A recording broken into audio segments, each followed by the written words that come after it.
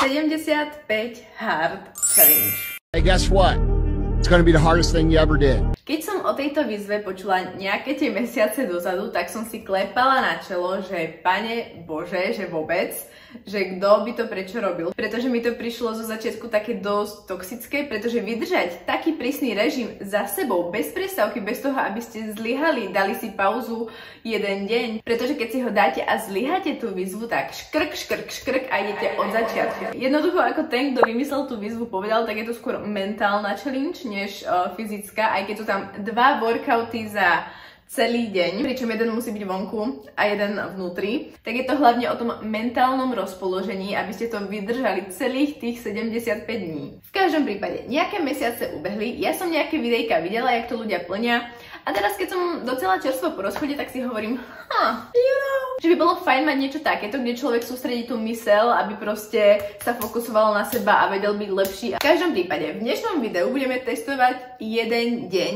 ako by vyzeral jeden deň na tejto 75 hard challenge. V prvom rade, než prejdeme k videu, by sme si mali povedať, čo všetko, aké pravidlá obsahuje táto výzva. Prvé pravidlo. Už prvé pravidlo mi príde ako bullshit a to si upravíme podľa seba, pretože to nedáva zmysel, pretože prvé pravidlo je gallon of water a day, čo znamená na litre nejakých 3,7 litra. Čo nedáva zmysel z toho dôvodu, že nemôže mať taký istý pitný režim 50-kilová žena versus 100-kilový muž.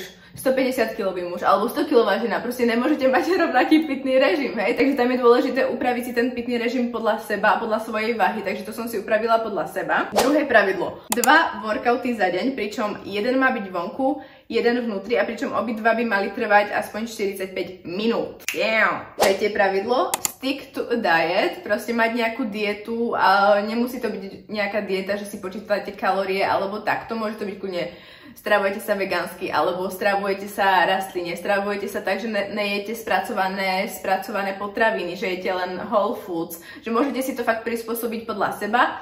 Takže tak. Štvrté pravidlo. Čítať si 10 stránok z knižky, ktorá není fantasy, takže nejaká seberozvojová knižka. Plus ešte teraz dodatočne tam je jedno pravidlo, že si musíte robiť progresové fotky každý deň ráno a večer. Alebo len raz za deň, teraz nie som istá. V každom prípade som si nebrala tie fotky, pretože som to robila jeden deň, takže what's the point? Takže to bolo ešte také dodatočné pravidlo, ale to proste nemalo význam v tomto videu, takže and that's it a môžeme ísť na video. Ráno som začala hneď hydratáciou, čo som mala hneď nejakých 0,4 litra vody v sebe, takže úplne super. No a keďže bolo také nejaké počasie zamračené, tak som mala chuť na teplé raňajky a pripravila som si tento naložený v úvodzovkách koláčik, na ktorý som prišla náhodne, keď som testovala virálne recepty na TikToku. Môžete si kľudne pozrieť, mám celé video na YouTube a toto je taká vec, ktorá fakt chutí ako tvarohový koláčik s čučorietkami. Proste nechápete, pretože sú to 3 ingrediencie. OK, máme tu taste test. Sice sú to toasty, jogurt a vajíčko, ale chuťovo mi to extrémne pripomína nejaký tvarohový koláčik s čučorietkami. Veľmi dobré, veľmi dobré. Aktuálne mám za sebou jednu konzultáciu ako s holkami z týmu a už som docela dosť hladná, ale kým sa spraví obed, tak to ešte chvíľočku potrvá, takže si dáme naložený snack, ktorý som si pripravila ešte minulý týždeň a je to úplne bomba vec. Točila som to dokonca vo videu, kde som testovala virálne TikTokové recepty a to je táto Snickers Date Bar. Cheers!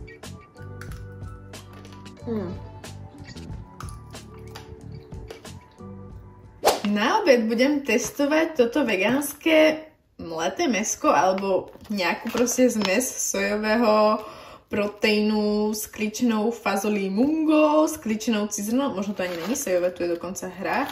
Aha. Áno, hráchová bielkovina, rýžové lupinky, mungo fazule, cizrna, česnek, už je to rovno dochutené, takže super.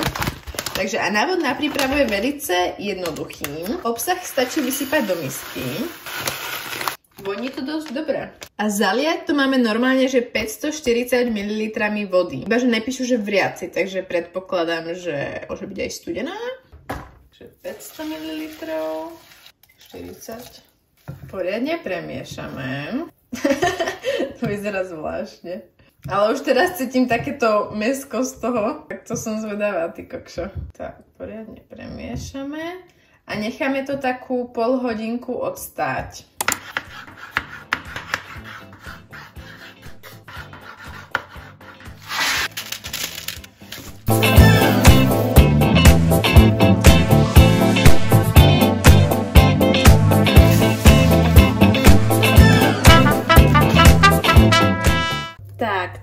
vyzerá zmes po 30, no možno aj 40 minútach namáčania sa. A teraz to všetko orestujeme takých 5 až 8 minút na panvičke.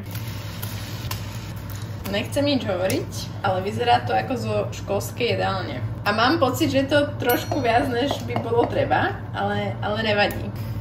No, uvidíme. Let's hope for the best. OK, po pár minútach to vyzerá nejako takto. Tá voda sa nám trošičku zredukovala a vznikla nám z toho takáto kaša. Úplne mi to pripomína nejaké jedlo z americkej jedálne, kde vám proste takto švácnú na ten tanier. To jedlo, ale nevadí, voní to skvelé, tak dúfam, že to bude chutiť dobre. A hlavne sú tam samé dobré zdroje rastlinných bielkovín, je to dochutené, takže myslím si, že tu by sme nemali súdiť knihu podľa obalu, ale podľa chuti.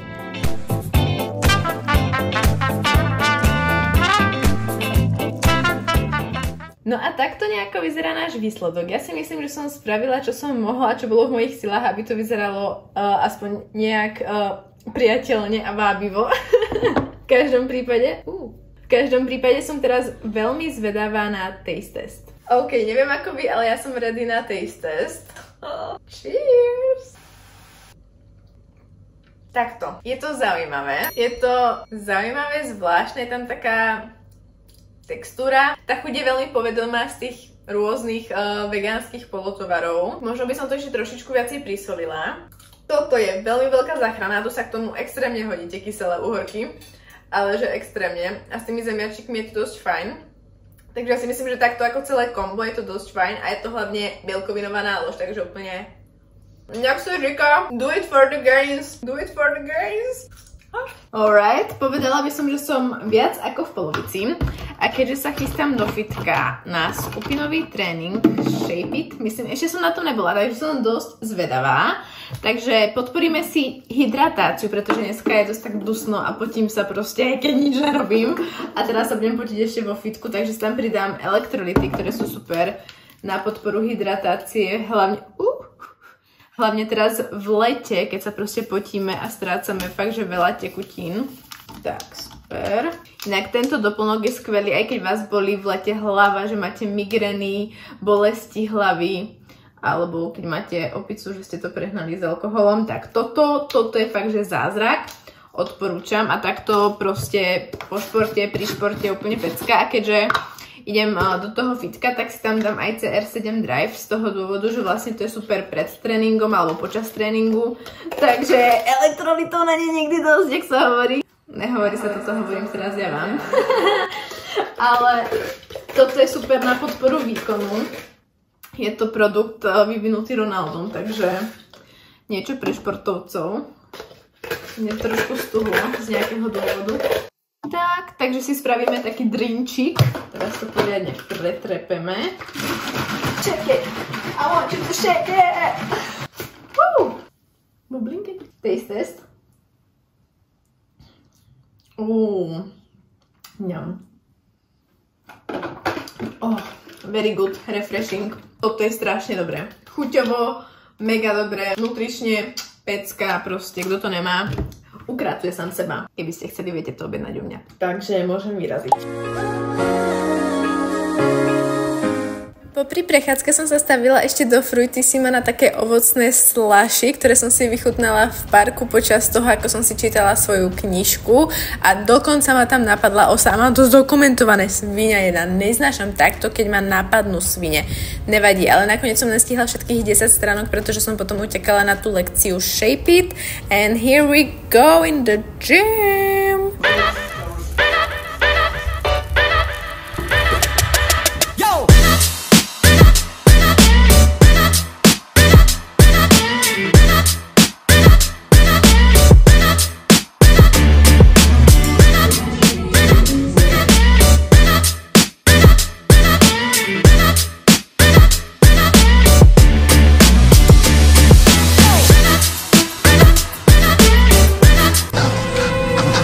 Keep drinking like you said, remember? Na večeru som si pripravila túto naloženú bagetku, kde som použila domácu mrkvovú pomazánku, do jednej som dala tofu, ktoré som dala do sojovej omáčky a potom trošičku šalátiku a do druhej som dala domáce vajíčko a poviem vám, že to bolo úplne že delicious. Ja si myslím, že toto si zaslúži taste test. Takže poďme na to, pretože ja som hladná ako vlk po takom tréningu, takže let's begin, jak sa říká. Baby.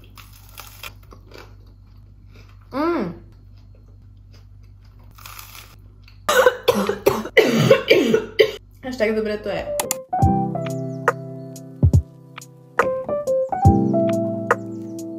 OK, takže v čom som zlyhala?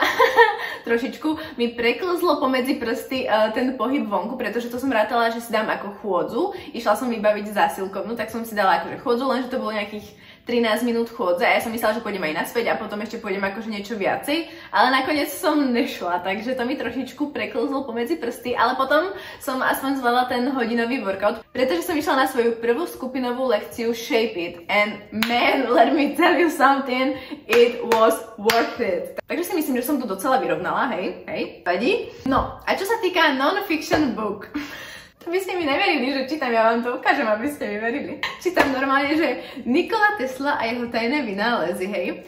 Ja som tú knižku začala čítať, pretože mi ju odporúčila mamina, sme ju mali doma. A ten začiatok bol dosť zaujímavý, tie fakty o ňom. Iba, že teraz, čo čítam, tam sú samé fyzikálne procesy, neviem čo, výrazy. A polovicu času ani neviem čo čítam a mám z toho dosť zaparený mozog. Ale moje OCD by mi nedovolilo tú knižku nedočítať vzhľadom na to, že ju mám rozčítanú. Takže ju čítam tak po takých odstavcoch a kapitolách a čítala som si teda v parku a nestihla som prečítať 10 stránok, ale môj mozog bol taký, že ok, stačí. Takže to som vlastne tiež nezvládla. Nevadí.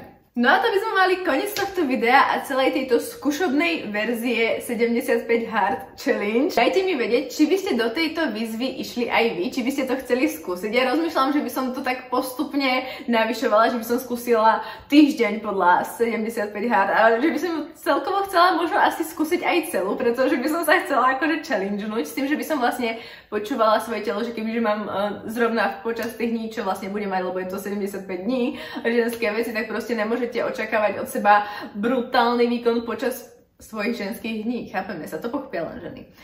Takže dajte mi vedieť, že či by ste do toho išli, pokiaľ áno, mohli by sme sa nejak zoskupiť a mohli by sme ísť do toho spolu a navzájom by sme sa hypovali. To by bolo dosť dobré. Takže určite pokiaľ sa vám videjko páčilo, dajte like. Môžete mi aj napísať, čo si o tej výzve myslíte vy, pretože za mňa to bolo také najprv toxické a teraz to vidím také, že yeah, let's do it, proste úplne. Jak som videla viacej tých videí, jak to ľudia skúšali, tak si hovorím, že OK.